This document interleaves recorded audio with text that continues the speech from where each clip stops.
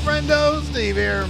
Al Larson. Welcome back to Going in Raw, the only pro wrestling podcast you need to be listening to. On today's episode, we've got your Smackdown review heading into Crown Royal Perth tomorrow. Perth. They're in Perth. And we got to see, in fact, a little mini movie about how, in fact, the titles are transported from Riyadh all the way there to Australia, to Perth. It was a pretty boring little opening video, but I thought the rest of SmackDown was actually a lot of fun, Larson. Yeah, SmackDown had a little bit more pep in its step, and maybe whatever changes they made to the creative team already bearing fruit in terms of what we saw this week on SmackDown. Who knows? There were some unexpected things, couple of returns.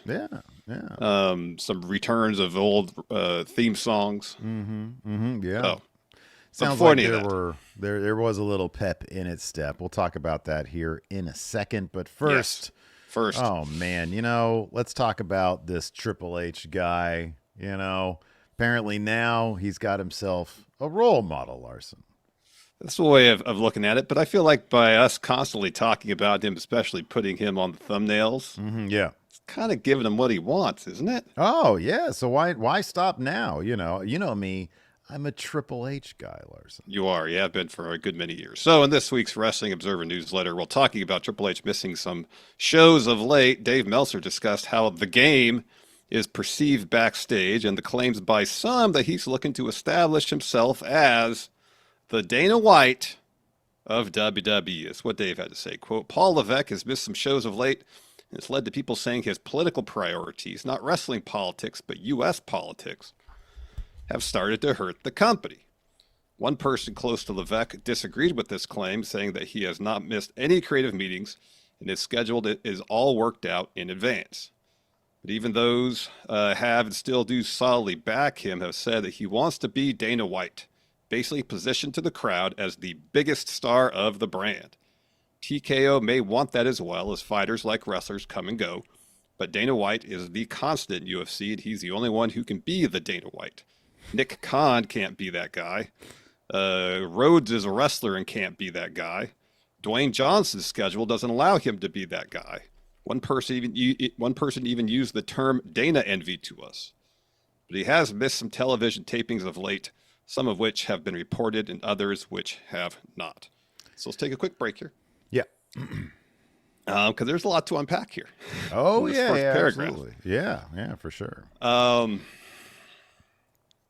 I mean, it's not exactly news that Triple H is trying to position himself in a good many ways as the Dana White of WWE. I think he does want to be front and center, regardless of his motivations for that, whether it's simply the idea, well, wrestlers come and go, we need a constant presence here, forward-facing to the public, or if it's just something to stroke his ego, or a little bit of both. I don't know. That's kind of been seemingly the things ever since he took over creative. We've seen that. The other thing he's apparently doing, pretty analogous to Dana White, is cozying up to the current administration. And apparently, elsewhere in the newsletter, Meltzer mentioned that there might be some prominent political figures, including the president, who may be invited to John Cena's final match on December 13th in Washington, D.C. Whoa, buddy. We gotta watch out about adding politics to our wrestling here, according to the couple. Dude, I'll be honest with you. Hold on a second. Time out. I just did a timeout. What are you gonna do? No, I'm timeouting your timeout. We get criticized for talking about politics and wrestling while WWE is bringing politics into wrestling? Well, I just don't even know what politics we brought into wrestling yesterday. I don't remember that either. Dude, we had like 3 comments saying, where are you wedging politics into your wrestling? I'm like, if we did, it might have been like a throwaway line about something. Like maybe 10 seconds of a hour and 15 minutes. I don't know how long we went yesterday. We went long, I think, hour plus. So I don't know. Okay, so just removing our obvious thoughts about the current administration from this. Sucks. Yeah, that's our thoughts on it. We're in agreement on that one. Just removing that really quick. Again, they're gonna make me at this point defend Vince McMahon, monster that he may be. The guy understood that injecting politics into wrestling was a bad idea. It was a bad idea. It is. It's, I don't care if this was, I don't know, 2 years ago and he was cozying up to Sleepy Joe. I would still think that's a bad idea because right now, this country is incredibly polarized. You know, you got 40% diehard for one guy, 40% diehard for the other team, and then you got some people in the middle. And the people in the middle are like, I don't want to know about all this shit. And I get it.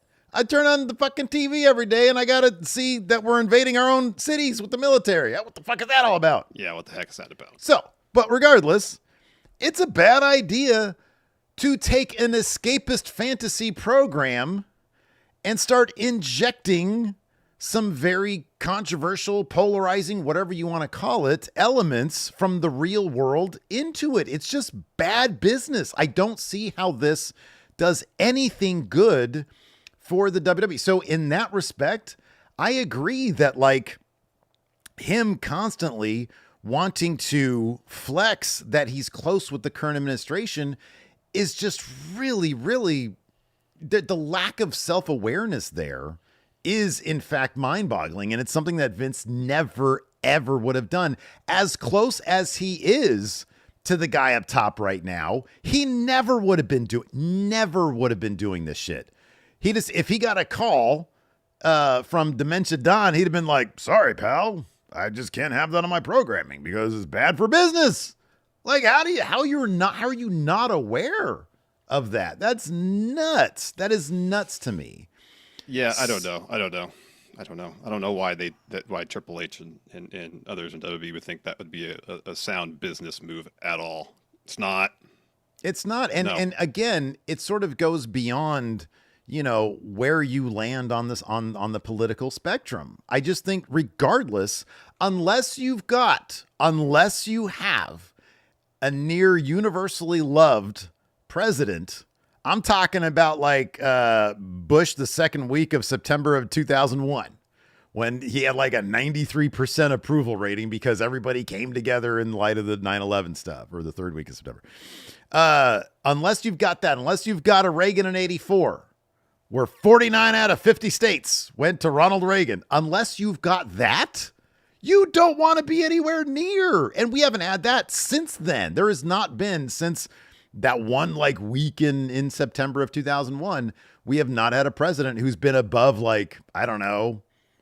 I think Clinton ended his run at like 68%, which is kind of nuts because Gore then like ran away from him, which is nuts. Yeah. But whatever, that's not here nor there.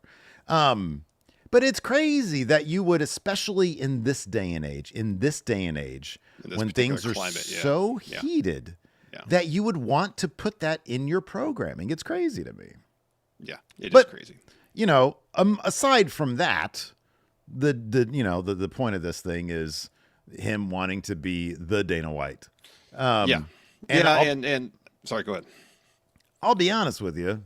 I don't think it's a bad idea for TKO or Triple H. I don't. I think that, yes, having a strong, charismatic figurehead that has a long history with the company that the fans generally have always responded positively to, or at least since he's been like an actual executive with the company, I don't think that's a terrible idea. I really don't, because then you have somebody who, the one good thing about it also is that if the creative starts to see a lull, or even worse, the fans have somebody to, you know, direct their ire to, as opposed to just sort of taking it out on like a Roman Reigns figure, which is what they did during the, 2010s. Well, yeah, I understand that aspect of it, but at the same time, if it's a situation where Triple H isn't out there to receive the fans' ire, they're still going to direct it in other ways. Yeah, but he loves being out there.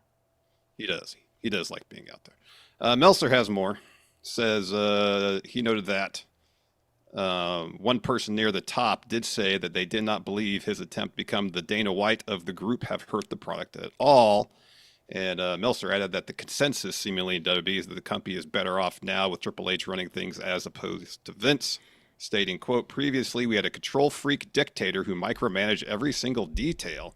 But while he, Triple H, is not there 24/7, he stays on top of everything related to the product. One person questioned if he cares more about how it'll look on WWE Unreal than what is really happening. And it was also said that that is a very fair question. It was also noted that right now he doesn't have to deliver a supercharged, oh my God product right now. He could hold off matches and build things slower because the answer to every question is to look at how much revenue the product is delivering, not just the TV rights, but the live gates and the merchandise. He is getting zero pressure right now that he has to bring up the gates because they're the biggest they've ever been, or bring up merchandise numbers, which are also at a high watermark. He doesn't go out there and put everything out full tilt like many bookers would and have done historically that only cared about the houses on Friday and Saturday of this week because there is no pressure in that regard. Yeah, that's completely understandable. The business is better than it's ever been. And Steve, give me the line. What does Triple H say? Oh, dude, come on. Let's see it. Let's hear it. WWE's on fire. You have a really good Triple H. Certainly, Triple H is really good. It's not. Like we need to call him in. Honestly, it's been a while since we've called him into the show. I feel like we need to do that sooner than later. I feel like the less we have him on our show, the better. Honestly, don't interrupt, please, Larson, because we've had him on all these thumbnails, so yeah.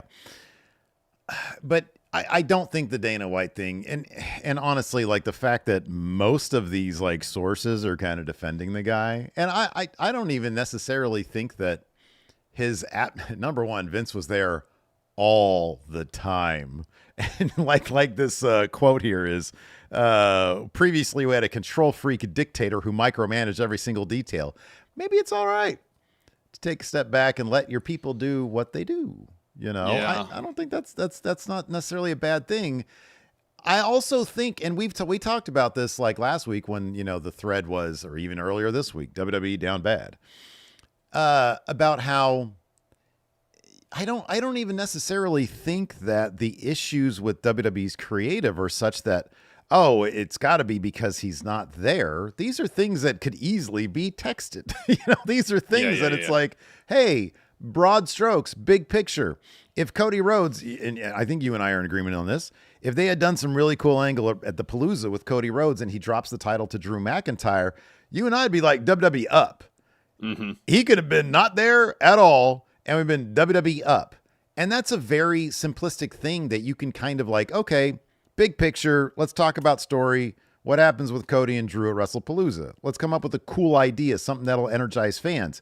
He doesn't need to be sitting there for that. So that's kind of my apparently take. He is sitting there for those creative meetings. It's just not TV he's there for. Yeah, they got people there. They got people there. Yeah. Go back to the idea of him kind of being the face of the company, Triple H. That is. I mean, UFC and WWE are obviously much different productions. In that, in UFC, people become fans of the fighters, and part of that might be their personality, but I also think a large part of that is how they go about fighting and how entertaining their fights are. Oh yeah, and personality is a part of that, but I think by and large people will enjoy people's fight because of how they fight. Yeah, I think how they fight, and also to a degree, right? Like if they're good, yeah, obviously if they win, good, yeah. Like it's different from sports teams in that, hey, I'm a ride or die Sacramento Kings guy, and that is the hell that I live in. Yeah. Because they generally suck, but that's my home team, so I'm cool with them. But anyways, the idea that if they want to have a constant person that will go out and do all the press that's recognizable and immediately associated with UFC, they have Dana White fill that role. All right. I will say at this juncture, I've never been a huge UFC follower. 5 years ago, I probably could have named 5 or 6 fighters on the roster. I don't know if I can name 2. So in terms of them generating stars, I just don't know if the UFC has been as successful of late in that regard. But in WWE, where so much of the popularity of individual performers is based on their personalities and characters, it's a little bit different because you'd think fans gravitate towards those performers because of their personalities. From a marketing standpoint, you want to put those people forward to act as the faces of your company, not just somebody who sits up in the corporate office, makes sure the scripts are all right. You know what I mean?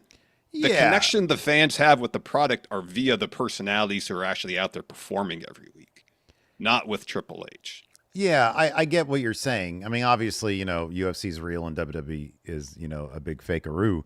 And so you can write these stars to be stars. You could write them to win everything, and you can write them based off of their charisma and how well they perform, as opposed to, is this person actually any good or not? And so they have the opportunity to build stars in that way.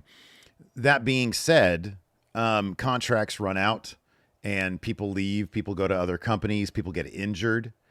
And so I don't necessarily think it's a binary situation where you have to have one or the other. You can have Cody out there doing all the radio and all the TV and all that kind of stuff because he's your guy now. But the constant is going to be Triple H. He'll be there now. He'll be there 5 years from now. He'll be there 10 years from now.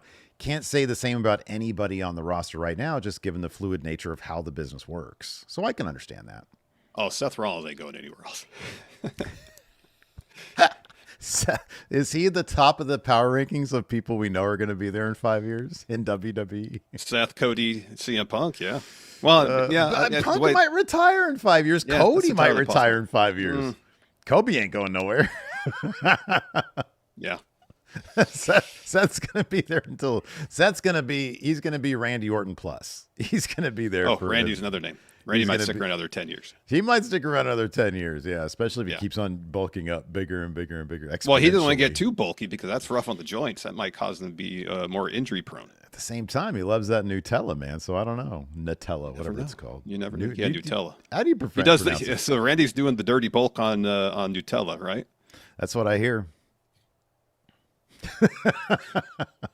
That's what there's a phrase that streets are saying that pops up on Instagram for me of people talking about working out and stuff. Yeah, and that phrase "dirty bulk" always cracks me up. It's just eating food to get calories, regardless of nutrition. That's my understanding. Nutritional benefit of said food. So you can just eat trash and bulk up. Yeah, that way, yeah. So you can bulk up. Yeah. But then you got to drop all that excess weight if you want to get lean.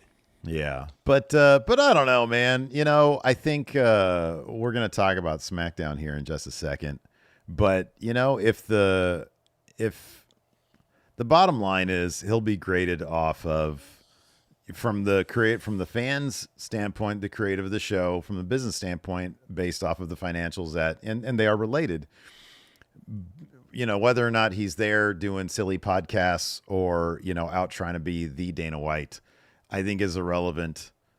The dude, it's his performance going to be based off of the quality of the programming. I think for the most part, yeah. There's going to be a portion of the fan base, and I don't know how large, that if on December 13th we have, as Meltzer mentioned, some prominent political figures show up on that show, and WB is even more outward in embracing the current administration. Well, that's going to turn people off, dude. No, I mean that plays into, I think, sort of what I'm talking in general, the product. The quality of the product. Well, yeah. For sure. I appreciate you being sensitive to the sensitive ones out there by not naming him by his name, Dementia Don. Yeah. Donald Trump. Yeah, if Trump shows up on the Saturday Night's Main Event, I might throw up. I'm just being perfectly honest. I might vomit. Do you know, is that a YouTube terms of service violation? I believe I might be on Twitch. Yeah. If I just projectile vomit. Twitch, you could do anything on Twitch. They say you can't show nipples. You can show nipples on Twitch. Not like. All right. Well, we'll test the terms of service, because if that happens, I might projectile vomit everywhere. I think I'd be okay with that. I mean, it would actually make for a really cool reaction short. Like we haven't done that in forever. No, it would. Yeah. I'd be cool with that. Yeah. I don't give a shit. Him spending, my taxpayer dollars for Secret Service to go to John Cena's last match is a better use of funds than spending $160 billion on eyes.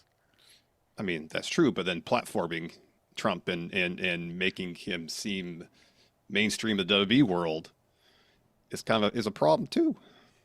Buddy, ain't nobody going to be swayed into thinking he's like good or bad if he's on the television. I'm not saying that, but they're all going to look at him and be like, it's all about the idea that, this is all just kind of being normalized, and he's just here. He's on this entertainment program now. Yeah, I mean, it is what it is. That's the issue, and it's shitty. Yeah. I don't think. I mean, I think it's just generally speaking bad for business. You know, Oh, it is. I honestly do not think there is any that is no more normalizing him than he's already been normalized. People are going to look at him and they're going to be like, they're going to feel one way, either yay, that's my guy, or boo, he sucks. They've made up their mind. This is not going to sway anybody's opinion. No, I'm not disagreeing with that. Okay. It's just gross that there's a possibility he could be there. That's it. Well, there you go. There you go. It's gross. All right. So let's go ahead and talk about the sponsor for this week's show before we talk about Smackdown, Larson. Let's do it. This episode of Going in Raw is sponsored by BetterHelp. It's October 10th, and that means today is World Mental Health Day, Steve, and BetterHelp is shining a spotlight on the therapists who have listened and helped someone take a step forward. Now, I've spoken about my own mental health journey here on the show, and I can attest that finding the right therapist can change everything. Back when I was going to therapy about 20 years ago, it took me several tries to find someone I felt comfortable talking to about the severe anxiety I was dealing with. But once I did, I started learning the tools I needed to better cope with my anxiety and got my life back on track. Well, thankfully, it's not 2005 anymore, Larson, because nowadays, BetterHelp does the initial matching work for you, so you can focus on your therapy goals. All you have to do to get started is fill out a short questionnaire to identify your needs and preferences, and BetterHelp's 12-plus years of experience and industry-leading match fulfillment rate means they typically get it right the first time. But if you're not happy with your initial match, you can switch therapists at any time from their tailored recommendations. This World Mental Health Day, we're celebrating the therapists who have helped millions of people take a step forward. If you're ready to find the right therapist for you, BetterHelp can start that journey. Our listeners get 10% off their first month at betterhelp.com/raw. That's BetterHelp, HELP.com/raw. All right, man. You know, the question we had earlier this week was, of course, this is yesterday. Creative overhaul. When are we going to see the results of this creative overhaul? And I'll be honest, it seems like we might have seen some results of it this week, like literally a day after we talked about this. Yeah, maybe. Whoever they got in to help Road Dogg was like, all right, Road Dogg, let me see the script you have here. Yeah. Well, you need the red pen for that. I don't have a red pen. This pen. I got the red pen right here. This pen didn't actually have ink in it because I broke it and it flew across the room. Well, that pen is not going to be helpful to cross out Road Dogg's crappy It's script. not, but it's not meant to be a literal thing. This is pantomiming it. Gotcha. I'm pantomiming it, you see? So you do this here with the red ink and you cross out of it. You're like, okay, let me ask you this. Let's role play. I'm Koski, you're Road Dogg, because clearly everything Koski touches is gold based on that one scene in Unreal. That one scene. Larson, role play time. You're Road Dogg. I'm Koski. And scene begins now. I walk in. Road Dogg, may I see the script, please? Triple H is giving me carte blanche. He's off doing. Oh, you didn't know? That's really all I wanted you to do. Here's this week's script. All right, let's take a look at this. Well, oh wait, who do you got for this open challenge? What is this open challenge here? You got an open challenge for Sami Zayn. Who do you have? Right now we have Angel Garza. All right, cross that. We need a huge return. Who's out? Who's out? Shinsuke. Shinsuke's out. He's big enough. All right, Shinsuke. He had a good match with Sami Zayn before. And then, hey, you know, I was watching this thing from back in the day called New Japan Pro Wrestling. No, not New to Japan Pro Wrestling. New Japan Pro Wrestling. And I noticed there are these guys called the Gorillas of Destiny, and they had this really cool face paint on. And then I realized we have the Gorillas of Destiny. Why don't we just put face paint back on them, add it to Cobb and the other guy, and then we could do, and they'd look cool. Oh, you didn't know? Tama Tonga used to do this cool dance during his entrance. Very good, Road Dogg. I'm glad you're contributing right now. Okay, so we're going to put face paint. And then, hey, you know what? I've also seen these Twitch streams that Zelina Vega does, Thea Trinidad. And I've noticed on them, her husband looks a lot like Aleister Black. And you didn't know? They're married. Oh, fuck. They're married? They're a real-life couple? Okay, how about this? They've got terrific chemistry on those Twitch streams. Let's put them together. And have Aleister Black actually win the last match of this particular feud right here. I thought it was pretty cool putting Zelina Vega with Aleister Black. That's going to be good shit right there, pal. Yeah, because I mean, like Alistair's always had like a good presence, good mystique. He's a good promo, but there's just from a character standpoint, like where's the dimension? Let me ask you something. I was thinking about this during the show I was watching this morning, drinking my Joe. Is that the same cup of coffee you're drinking while watching SmackDown? As you top that off? It's perpetual coffee. Do you have like a coffee pot underneath there that just kind of infuses the cup? It's like that scene in Thor Ragnarok. So when he had the beer and it just automatically filled up because I never finished watching that movie. It's like midway through the movie. How far did you get into it? I don't know. We watched it in Vegas and our pizza showed up, and so we turned it off. I don't believe we got to that point. You turned it off in order to eat the pizza?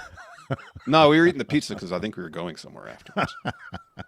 You're like, hold everything, everybody. Life's on pause. Chicago-style pizza is here. Oh, you didn't say that. Yeah, you paused that movie then if it's Chicago style. Yeah. Anyways, he's in this room again, right? Is it possible that maybe he was the original guy who really wanted to be in the room? Like, and Vince was like, whoa, goddamn, pal. You're an NXT superstar. We're going to have you win a bunch of matches. No, listen.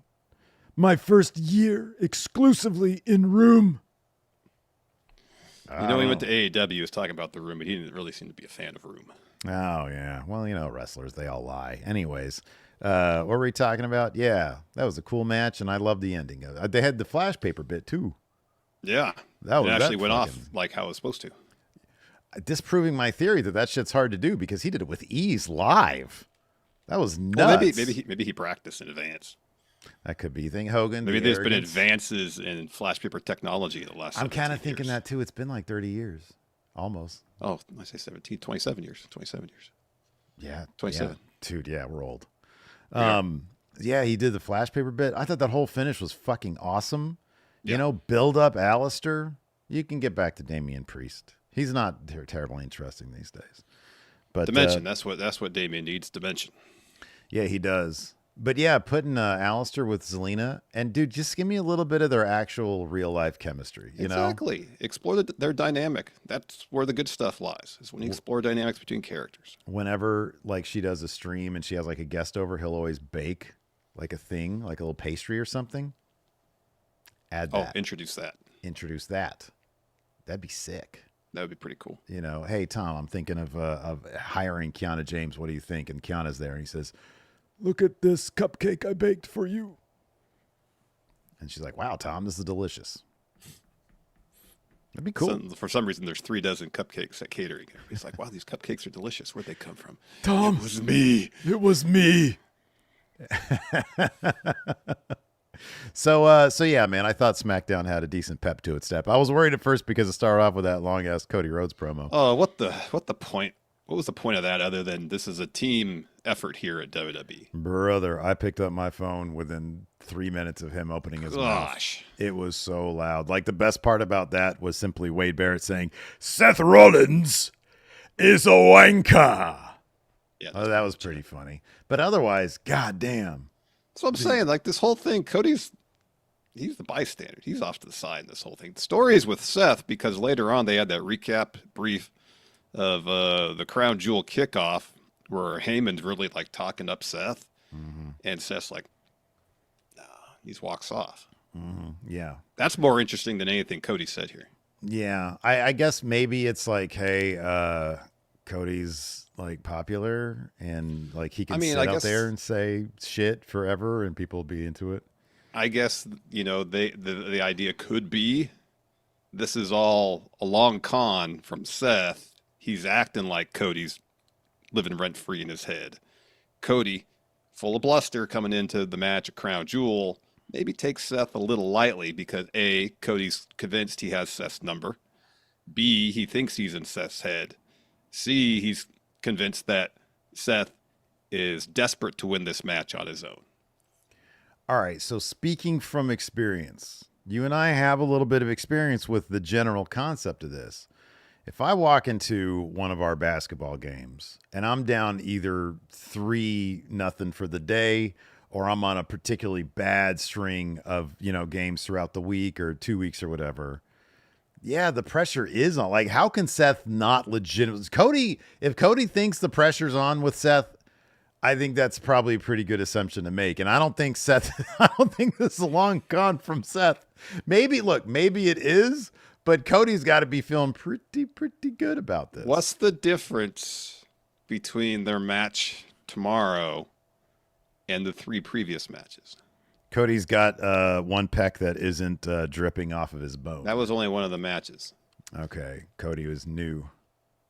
No, Seth didn't have anybody else. It was just him. Now he's got Braun and Bronson backing him up. Yeah. That changes the dynamic a little bit. Yeah, but isn't it funny how baby faces don't usually think about that shit? Like sometimes they do. Like Cody had to build up his Cody Vengers. Hangman had to build up his Hangman Vengers. But like beyond that, like usually when one dude is facing off against, like they'll mention it sometimes. They'll be like, "Oh yeah, you're gonna man up and just do this 1-on-1. Are you gonna bring your cronies out?" But like usually baby faces don't really plan for that shit. So I feel like because the idea is that they will take all challenges and take all comers. Yeah. Maybe Cody just feels like, hey, you know what? I did this against Roman. I'm sure other people will have my back this time. Yeah, maybe not. It won't happen. No, so, not this time. Yeah, I don't know. I mean, it's going to be annoying because they're going to do the thing where those dudes help out Seth, and then that's going to be Cody's thing. It's like, well, you needed all these guys to beat me, so it doesn't really matter. Thereby taking away the importance of this match. Yeah, no. Mentioned that Nakamura returned. He answered Sami Zayn's U.S. Open challenge.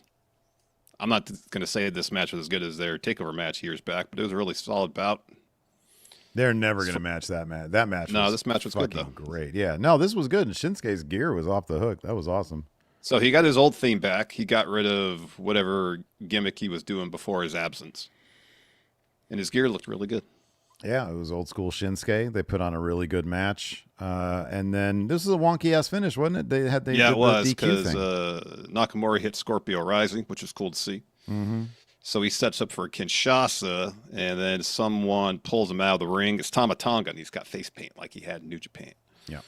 And the rest of the MFTs, Tala Tonga, Tonga Loa, JC Mateo, all with face paint as well. Similarly themed, surround the ring. They attack Sami. Nakamura gets back in the ring, seemingly try to help Sami. Of course, they have history, going back to the Artist Collective. Mm-hmm. He gets beat down too. JC hits a tour of the islands on Sami, and then Solo gets in the ring, and they all stand over both of them.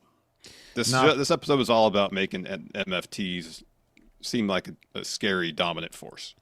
Well, it was also meant just to put them back like on television in any sort of interesting way because they just been in the Solo's been just talking about them all over the last couple of weeks. Yeah. But I mean, like immediately they're interjected not only the U.S. title picture, but also the tag title picture.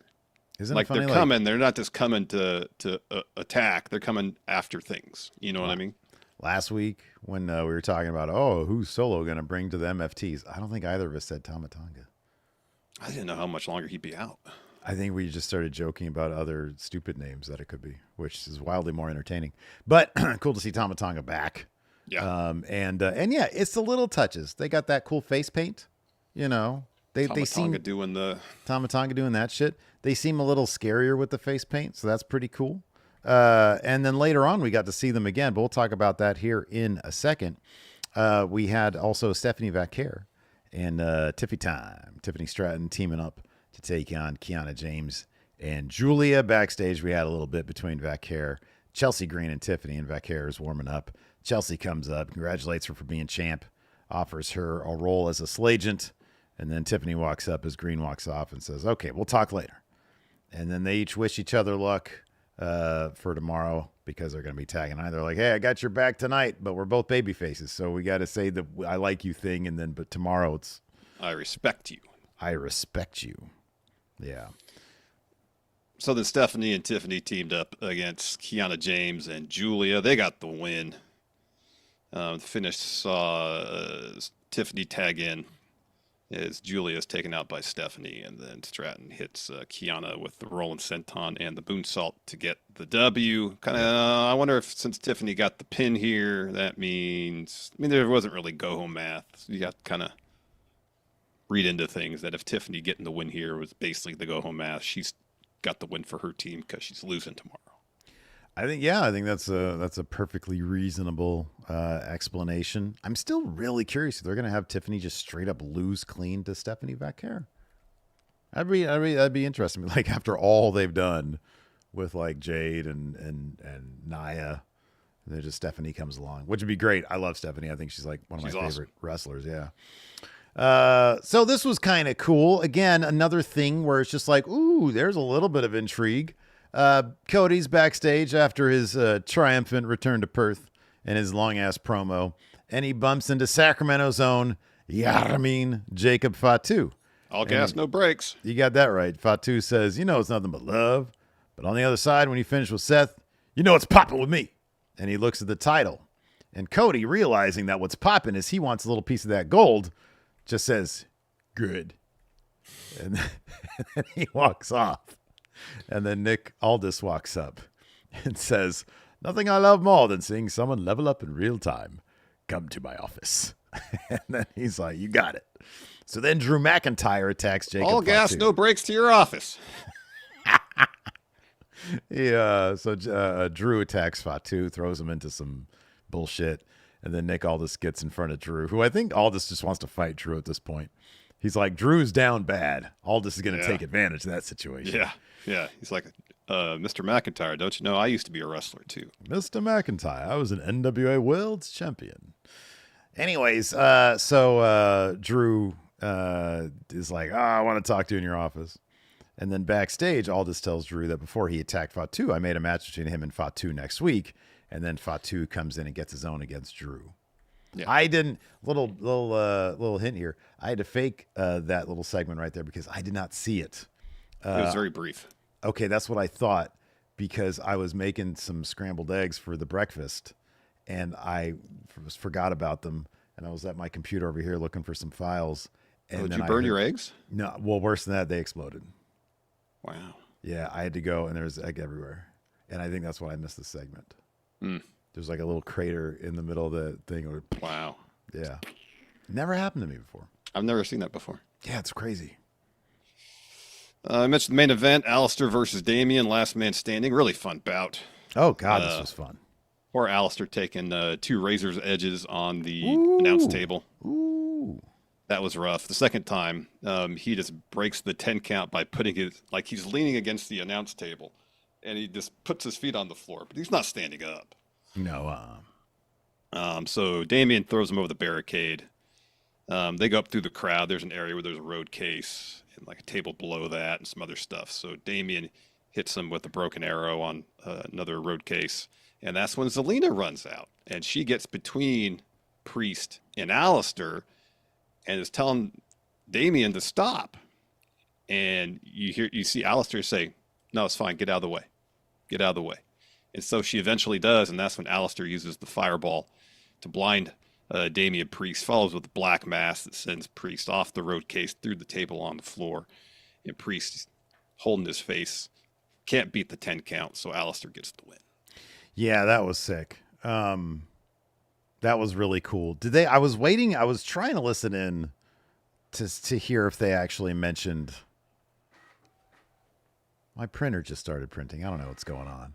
You got something going on, a poltergeist of some sort in your I have like office. a technological poltergeist. Like, what is going on over there? I don't even know what it's printing. What if it print out something like, "Steve, I'm going to come fuck you up"? What kind of ghost would say that? Anyways, did commentary mention that they're like, in real life hooking up? No, I didn't notice. I wonder if they're going to. You'd have thought Wade Barrett would be like, "Oh, it's his actual wife. The old ball and chain out." Wade, were you from the 50s? Jeez, what is this? I know. Gosh. You can't say things like that. No. So yeah, man, I'm down with this. I am down with this team up here. Because I think they got tremendous chemistry, and yeah, like you said, it's going to add some dimension to Aleister Black. Hopefully, they don't take it too seriously. I still maintain that was one of the main reasons why I know Cross was over. He had plenty of fans. They would have been undeniable if they allowed Cross and Scarlett to demonstrate some of their actual chemistry. If Tony Khan ends up signing these two, he needs to allow them to be them. Yeah. Because they are wildly charismatic together and they have great chemistry. Yeah, they do. They do. They definitely do. So the Street Profits had another tag team title match against the Wyatt Six. And the Wyatts were pretty much saying not only these tag titles on the line, but your very partnership, Street Profits, on the line as well. It's a really fun match. Some crazy stuff. That double blockbuster the Street Profits hit was pretty cool. Mm-hmm, yeah. So there's a cover after that. Nikki Cross puts, I don't remember if it was Gacy or Loomis, puts their foot on the rope to break the 2 count. So BFAB goes after Cross. Rowan appears behind her. Cross takes out BFAB off the steps. Ford hits the plancha onto Rowan. So then Gacy misses his finisher, the handspring elbow. Dawkins with the anointment. And then rather than sticking around the ring to make sure Ford can hit the frog splash and get the pin, he takes out Rowan with a dive over the top, a tope. So Montez hits the frog splash, or looks for the frog splash, but Loomis pulls Gacy out of the way last minute, and they hit their finisher to get the win. So I wonder if it would be a situation, the idea that Dawkins was so focused on taking out Rowan as opposed to focusing on 2 participants in the match, that Montez can get upset about it. If they're going to continue the idea that, all right, Street Profits are not on the same page here. I would love if the return to their old theme music, which is a one of the top songs that they got. So good. And it's a shame they ever dropped it. Maybe that's foreshadowing the end of the Street Profits. I kind of hope it is. I want to see Montez go solo. I think it'd be great if like Montez was questioning, oh, maybe this isn't working. Maybe this isn't working. And Dawkins, fearing that his tag partners are going to leave him, attacks him and says, you don't leave me, I leave you. And then, or whatever happens. But I want to see Montez go solo. I think Dawkins could make a good solo run too. I think so too. You know? I think so too. I mean, honestly, they need to ship at least a tag team or 2 over to Raw to beef up that division. Oh yeah. But otherwise, they've got enough tag teams. You don't need the Street Profits. You can get 2 solo stars out of that easily, and they kind of need like dude solo stars. Yeah. So yeah, I'd love to see them break up. Whether or not they're actually going to pull the trigger on it, I don't know. It's a big risk. They're a super over tag team, but yeah, again, right now you want to take at least a couple risks like that. Hey, if it doesn't work out in 6 months, put them back together. Yeah. So after the match, MFTs appear on the apron. So we get a stare down in the ring. This was badass. I loved this because it's like, oh, Solo and Uncle Howdy. That's kind of a cool little matchup right there. Yeah. So then Nikki Cross steps up to Solo, stares him down. Then Solo's like, all right, back off. Yeah, I thought this was really, really cool. Again, it was the kind of thing where I was like, oh, that's unexpected. Neat. I really like it. It was pretty reminiscent of how the Wyatts showed up and stood up to... No, they just showed up and attacked everybody. Never mind. Yeah, but I like this. And it was all dramatically lit because they're in the middle of the Wyatts like outro. And so strobe lights they had the strobe thing going on. You actually enjoyed it with the strobe lights going? You don't like strobe lights. I wasn't there and the strobe wasn't directly in my face. That's the big difference. But you didn't like when Sonya Deville's entrance had a strobe lights. Yes, because you it weren't pointed at the there crowd. and they weren't in your face. Yeah, because I remember what it was like when I was there in my face. Because hers were the difference. Hers was pointing at the crowd. The Wyatts is not. You telling me there's not somebody who's sitting in that arena that doesn't have a strobe light flashing in their face? I mean, it's pointing at the ground.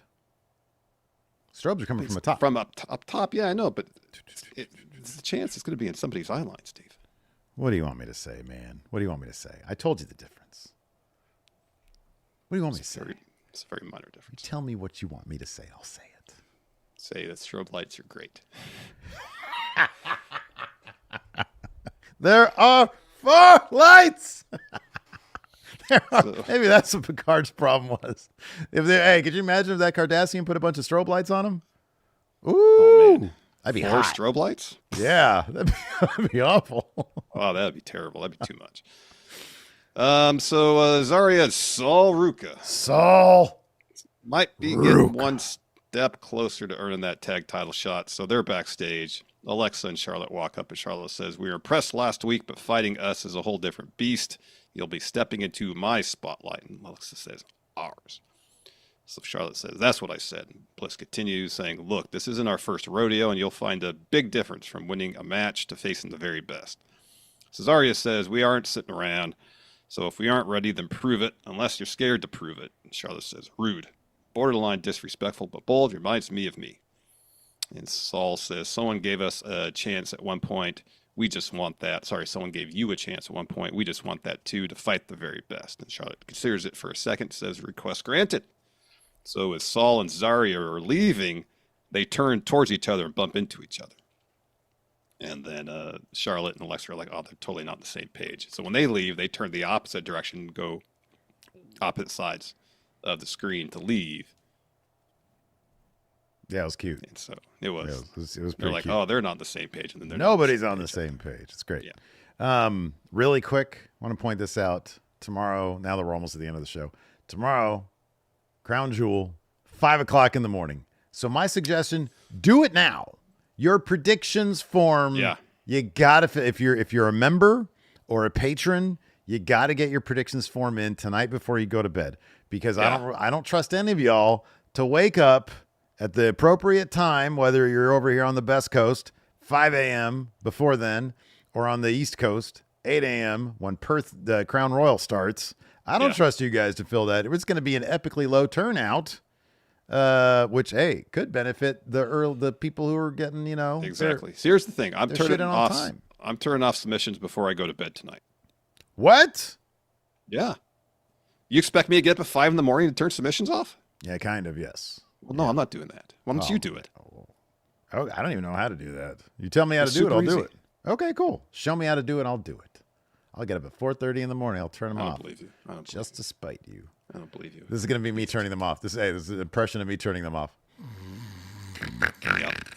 Yep. And then it's going to be like 9 a.m. Steve, you didn't turn them off. Oh, God. Stop yelling at me. It's too early in the morning. I'm going back to bed. Fuck this. I quit. Quit over this. Fine. So, yeah. Larson's going to turn them off tonight. What time tonight? They're like 10 o'clock at the latest. 10 p.m. Pacific time? Yeah. God damn. Okay. 11, 12, 1. So you guys on the East Coast have till 1 a.m. in the morning, you know, so you can't go out, get your load on, and then do your predictions. You got to do your predictions before you get your load on. Well, I mean, if you could go and get your load on, do your predictions on your phone. Yeah, you could do that. I'll get your load on. Just get your predictions in tonight because Larson's going to cut these things off at his very early bedtime of 10 p.m. I'm old, man. So am I. I stay up till like midnight usually. Well, here's the thing. Regardless if I go to bed at 10:30 or midnight or 1, I get up at the same time. I'd much rather have a decent night's sleep, so I go to bed earlier. Yeah, you get up at like, you're so Del Boca Vista coded, man. You get up at like 6, right? Yeah, 6:30. That's wild. I don't want to. So my body wakes me up. Yeah, that's it's because during the weekday, that's the time I have to be up to get kids to school. Yeah. So that's the deal with the predictions. If you want to get on the predictions challenge, you still have time. Not a lot, but you still have time. Less than 12 hours. Click on join right here, YouTube. Go to patreon.com/Steve and Larson. Steve, turn off the predictions. What? I won't do that. I forget how to do it. Be sure you do that. And yeah, the big predictions challenge is going down this weekend, man. So you better get it in. Also, by the way, we only have right now on the YouTube questions threads anyways, we only have 2 questions. So you have one segment to get questions in. If you're a member and you're watching right now, we got 350 people watching. I don't know how many people are members, but drop some questions in the YouTube thread. I know it was a weird Smackdown day. If you're watching now, you're not a member, you want to rectify that, you can do it right now. Hit the join button. Hit join. We got Rocky Feller has been a member for 27 months. Says, I've not watched wrestling for a couple months, but kept up to date through your content. Appreciate your work. Well, thank you, Rocky. We appreciate it. We appreciate it. We have one more segment here on SmackDown to talk about. Get a recap of what happened last week between Miz and Mello, and then we had a Miz interview. And he says, I turned on Carmelo Hayes. No, I saw the potential. I donated my time and knowledge, wanted to mentor him like the mentor I never had. And he had the audacity to say he was done with me. Do you know who I am? 2-time Grand Slam champion, WrestleMania main eventer, future Hall of Famer. I am the spotlight. Mello blew it. Winners can't elevate every loser. And what you, Mello, and everyone needs to understand is the closer you get to me, the more you see who the real star is. So rise with me or fall beneath me. And Mello, you missed. And he says, by the way, Kathy, thanks for not even wishing me a happy birthday. Some journalist you are. Hey, happy birthday to the Miz. That's nice. I can't hear you, man. You don't think he watches the show? No. Yeah, dude, he does. Somebody there watches because they're taking all our suggestions.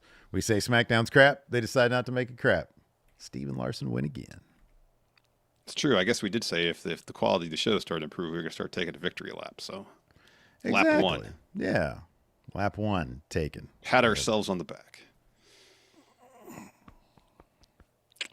Go Birds here. Want to answer some questions? Would you like to look at the questions, Mr. Lee? Go Birds here says, what is the best time for wrestling shows to be on? Go Birds says 3 p.m. Eastern shows. 5 a.m. Pacific. Because then when we wake up, we just watch it at our own leisure, and then we review it. Are you kidding me? You fast forward through the commercials and recaps and stuff. It was amazing today. I wish it was like this every day. I know. I got it done. I got Smackdown done like an hour and 15 minutes. I know. It's pretty great. And I didn't even speed run anything. Diehard Homer here says, news to talk about. Big E saying on Steph's podcast his in-ring career is basically done. It sucks, but if he came back, I would have been nervous the whole time. Agreed. Yeah, me too. Yeah, he said something along the lines that his in-ring career is behind him or something like that. Yeah. Yeah, that's a scary injury. You know, the break he had in the vertebrae, I believe closest to the skull. That's terrifying. You know, absolutely the one that, terrifying. You know, I guess is most, or one of the most likely causes of someone to be paralyzed, breaking that particular bone. Yeah, so, dude. Yeah. Yeah. I can't. Oof, boy, I can't even. Yeah, you know, I never, when they were doing the New Day heel turn thing, never did I want that to be like, oh, he's coming back. After what he went through, I would be nervous as hell. Yeah. Seems like just the loveliest individual. Seems like an awesome dude. And you know, he's obviously doing stuff with WWE for their pre-show panel for premium live events and stuff. He has all sorts of other outside projects. So seems like he's keeping busy, and hopefully that stuff's fulfilling in a way that he's creatively satisfied. Yeah, that's the big thing now. I would think that the most difficult path would be having, you know, your passion, your love, your career taken away from you just like that. And I'm sure that's mentally, probably, and emotionally a pretty tough journey. So hopefully that is, you know, he's in a good place now. Like you said, he's got a lot going for him, and you know, he's like universally beloved. So hopefully he knows that as well. Yeah. Alex Foster says, if we were competing GMs, what rumors would you spread about the other to make sure wrestlers signed with your show? I mean, you know, hey, rumor has it, and based on personal experience, the GM over there farts in catering. Like while the food is being made, he's just gassing them up, just ripping ass next to the burgers being made, next to the prime rib. You know, I feel like there's a lot of wrestlers who would actually find that funny. I mean, you know, animals, yeah, but like real people, that's disgusting. That's horrible. And on top of that, you didn't deny it. That's awful. What would you spread about me?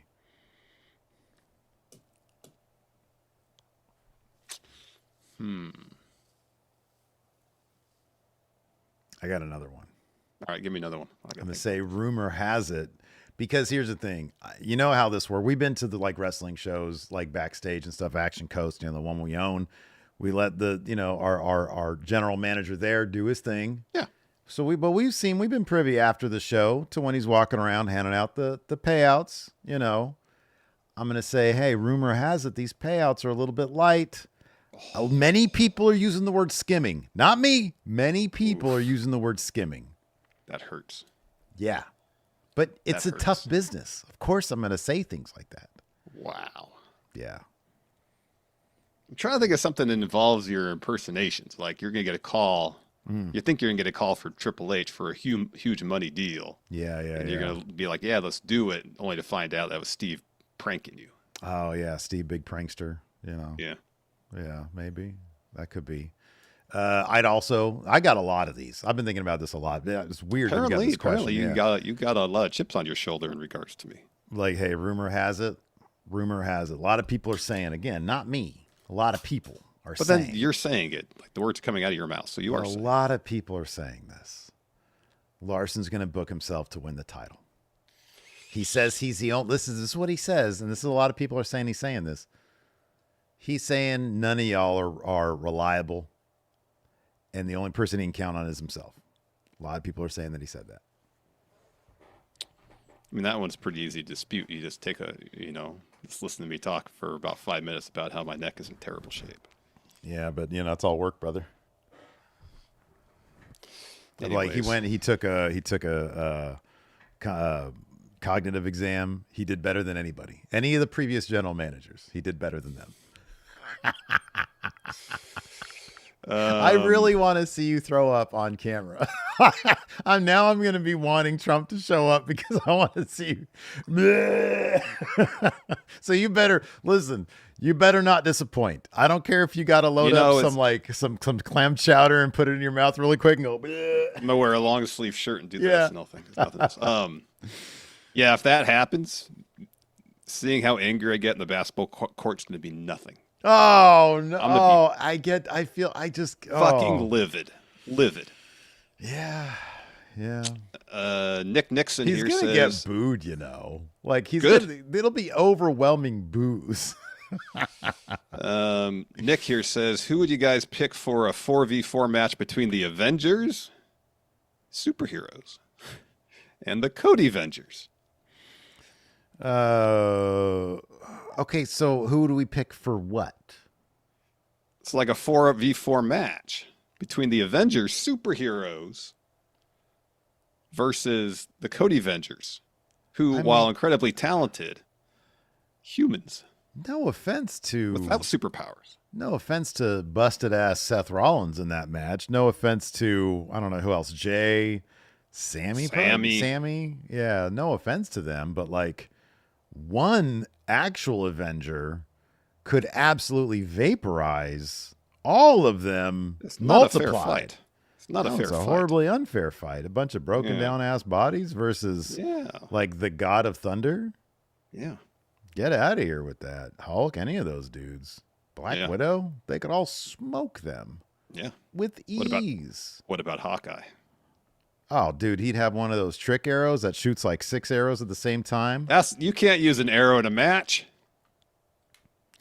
It's a humiliation ritual. It's not an actual, DQ type situation. No, it's foreign object. It's DQ. It's like a fart arrow. Greg Morris asks, who wins Money in the Bank next year? What year? 2026? Who's got it that year? Was it I don't know, man. I don't know where it's at. It was. I think it was New Orleans, right? That was supposed to be the consolation for losing Mania, but I don't know if it's official. I think it is. I think they said it's going to happen. Yeah, they said it's going to happen there. It's going to be in New Orleans. All right. Who's from New Orleans? Bree Mode here, in our, I don't know if she's in our chat or not, but she's from New Orleans, I think. Ricky Saints is people from in New Orleans. Ricky Saints, he ain't going to win shit. He's only your NXT champion right now, Steve. Where's Foghorn Leghorn from? I don't know. I'm thinking expand like AI. Because by then, I think, we're going to have Foghorn Leghorn possibilities. That'd be sick. It'd be like pretty interesting. Have like Money in the Bank be like Foghorn Leghorn, Bernie Sanders, Stephen Hawking, that horse, Tupac. Yeah. It's going to be the AI Money in the Bank. That'd be sick. I would watch the shit out of that. But then everything involving them would have to be AI too. Like cash in, all that. At this point, isn't it better just to like, these wrestlers are just killing their bodies? Just AI the whole thing. WWE up. I don't know about that. Yeah, dude. Horse wins. Dylan here asked, do you think the MFTs attacking Sammy and the Wyatt Six may end up being an elimination tag match at Survivor Series? That would be an odd pairing with Sammy with the Wyatts against MFTs. That'd be kind of strange. Sammy? Because the MFTs attack Sammy and Nakamura. Oh, yeah. Before the face-to-face or the standoff with the Wyatts. I would be shocked if the MFTs were in War Games. Yeah. I'd be really surprised. Well, it's not. The question isn't War Games, just a traditional Survivor Series style match. Oh. Yeah, that'd still be weird. It would be weird. It's most likely here. Dylan mentions this too, a U.S. title match and a tag title match. I think it's just the MFT saying we're going after the U.S. title and the tag titles. I think that's what it is. Yeah, I think that makes more sense. This is a great question. Awesome. Do you have any over there on the YouTube? Yeah, John and Alistair voice. This is a great question because he says, which present wrestler and AI wrestler would you have in a triple threat match? Present wrestler would be, it would be this: Hangman Adam Page, be a triple threat. Horse, and CM Punk. Good. That's good. Like Hangman and CM Punk are focused on each other, and you think that Horse would align with Hangman Adam Page, but maybe not. Perhaps not. Maybe not. So because Page and Punk are so focused on each other, that means Horse for the win, right? They do this. You think it's like Cena versus DX, and you think, oh, DX is on the same page, but Horse does. Horse going to give Page the back kick. Yeah, he does the back kick, and they do the close up on Punk where he's like, "Holy shit!" See, do you understand now? And then Foghorn Leghorn comes out, Money in the Bank winner. I said, time to cash in. It's just weird that you bring it back to Foghorn Leghorn of all the cartoon characters. Isn't he from New Orleans? I don't think so. Here, ask your next question over there. I'll see if I can find out where Foghorn Leghorn is from. Oh, Dave Matushek says with Brandon does everything. Wow, his father's name is Harold Leghorn. Where's Harold from? I don't know. I'm trying to find out where Foghorn is from. With BDE making an appearance at Bound for Glory, what other YouTuber / wrestler should also wrestle for another major wrestling company? Wait, say again. So, the YouTuber Brandon does everything, BDE? Yeah.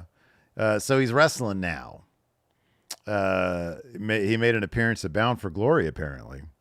Oh, He wow. says, what other YouTuber / wrestler should also wrestle for another major wrestling company? Brian Zane needs to lace him up again. I know he was at the Juggalo wrestling thing as like this, but as a character, not as Brian Zane. And I think he was like a manager, but he was like this French art dealer type character. That's funny. Which is fucking outstanding. That is. Which is so great for Brian Zane. So yeah, his French type art dealer character. That's funny. Brian That's good. Zane. Yeah. So I do have some information about at least where Foghorn Leghorn resides. Okay.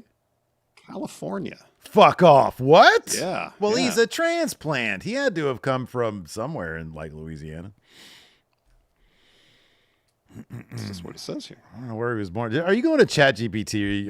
No, I don't use that crap. What do you mean? You don't use ChatGPT? Man, it told me the I other day how to fix my computer. I never use ChatGPT. Let's see here. Where does Foghorn Leghorn come from? I just think if I would go to ChatGPT to ask a question, just think of, all right, how much electricity am I using doing it that way than just doing a normal internet search? Let's see here. Would you like me to explain where his southern accent and mannerisms were meant to represent? Yes. Region, yes. Great question. Well, it's different than where he's from. You're asking where the actual character is from, not what inspired him. Well, I mean, dude, that's if we don't have a definitive answer as to where he's from, that's going to help inform where he's from. He said he was from a farm in Cucamonga, California. No, he's not from there. That doesn't make any sense. What is said? Anyways, this is a great question. Well, is that one of them AI breakdowns that you're reading that ain't no better than ain't no better than ChatGPT? No. His accent and mannerism, it says his accent and mannerisms come from the Deep South, particularly a blend of rural Alabama, Georgia, and South Carolina speech patterns. The senator, here we go. The Senator Cloghorn radio character he was based on was explicitly from the state of South Carolina. All right. And Foghorn inherited that same over-the-top drawling, I say, boy, style of talking. I say. All right, this is a great question. This is a good one to end on. Finn Gardner says, if you had to have a food gimmick like Nino Hamburguesa, what would your food gimmick be? Oh, dude. I got mine. This is great. Perfect. I love barbecue. Specifically, I love me awesome. some ribs. Yeah, so ribs I'd are be great. the rib. Oh, but in the world of pro wrestling, it's great because a rib in pro wrestling is like a practical joke. That's so great. It'd be rib themed, like the food, but also be a practical joker. They had a character kind of like that in the 2K stuff, Ribby. Oh yeah, yeah. He was like a big mascot type guy. Geez, I don't know. Probably be some sort of like. I'd love to be some sort of mac and cheese themed wrestler. All right. It'd be mac and cheese. You know, they're like, "What's your name, son?" Macintosh, Nicholas Cheese. Yeah. Mac and cheese. Mac and cheese. Yeah. There you go. That'd be my thing. And then I don't know where to go from there. I'd just wear like a full body suit that's like all over mac and cheese print. What about one of those inflatable costumes, but just a single macaroni noodle? No, I like the all over print thing better. You know, we try to wrestle in like a human sized box. That sounds horrible. Of mac and cheese. That doesn't sound fun. Yeah, no. I'll just wear some basketball shorts that are all over print mac and cheese. And then I'd come to the just waffling down fucking mac and cheese, on the way to the ring. Then my celebration, the same thing. And then like later on in the show, they're like, "Hey, where's Mac Cheese? He's in the bathroom trying to squeeze out a constipation turd because he's had too much." Too much. And that's every episode. Yeah. And right. then I team up with Foghorn Leghorn. Oh my gosh. I said Mac. Let's get us the tag titles. I don't know where this Foghorn Leghorn fascination is coming from. I don't know. But anyways, that's going to do it for the show today. Oh, here we go. Sean Wills got it. He says mac and cheese honing his craft. There it is. That was my chair. I didn't fart. That's going to do it for the show today. Thanks, everybody, for tuning in. Appreciate it. Till next time, we'll see you guys around. Goodbye. I said, it's time for the end of the show.